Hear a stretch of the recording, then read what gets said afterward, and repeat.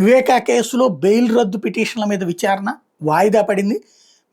ఏదైతే భాస్కర్ రెడ్డి, గజ్జల ఉదయ్ కుమార్ రెడ్డిల బెయిల్ రద్దు చేయాలని కోరుతూ సునీత నర్రెడ్డి దాఖలు చేసినట్టు పిటిషన్ మీద సుప్రీంలో విచారణ జరిగింది. జూలై 21కి వాయిదా పడింది. ఈ మేరకు ప్రధాన న్యాయమూర్తి జస్టిస్ సంజీవ్ ఖన్నా, జస్టిస్ సంజీవ్ కుమార్తో కూడిన ధర్మాసనం మంగళవారం ఉత్తర్వులు జారీ చేసింది. తొలుత ప్రధాన న్యాయమూర్తి జస్టిస్ సంజీవ్ ఖన్నా తాము ఈ కేసులను మరో ధర్మాసనాన్ని బదిలీ చేయాలనుకుంటున్నట్టు చెప్పారు. సునీత్ తరపు న్యాయవాది సిద్ధార్థ రౌతర్ ఈ కేసులో నిందితులు సాక్షులను బెదిరిస్తున్న విషయం మీద ఆంధ్రప్రదేశ్ ప్రభుత్వం అఫిడవిట్ దాఖలు చేసిందని చెప్పారు. రాష్ట్ర ప్రభుత్వం తరపు న్యాయవాది జోక్యం చేసుకుంటూ ఇందులో కొందరు నిందితులు సాక్షులను బెదిరిస్తున్నట్టు వచ్చిన ఫిర్యాదుల మీద దర్యాప్తు జరుగుతోందని నివేదికను కోర్టుకు సమర్పించామని చెప్పారు. తర్వాత సిద్ధార్థ రౌతర్ జోక్యం చేసుకుంటూ ఇందులో ప్రధాన నిందితుడైన డి శివశంకర్ రెడ్డి కుమారుడు జైలుకు వెళ్లి ఈ కేసులో అప్రూవర్గా ఉన్న వ్యక్తిని ప్రభావితం చేసే ప్రయత్నం చేశారని చెప్పారు. బెయిల్పై బయటకు వచ్చిన నిందితులు ఎలా సాక్షులను బెదిరిస్తుండడం వల్లే వాళ్ళ బెయిల్ రద్దు కోసం సునీత పిటిషన్ దాఖలు చేశారని చెప్పారు. అవినాష్ రెడ్డి తరపున హాజరైన న్యాయవాది రంజిత్ కుమార్ కౌంటర్ వేయడానికి సమయం కోరారు. దీంతో ధర్మాసనం కేసు తదుపరి విచారణ వాయిదా వేసింది.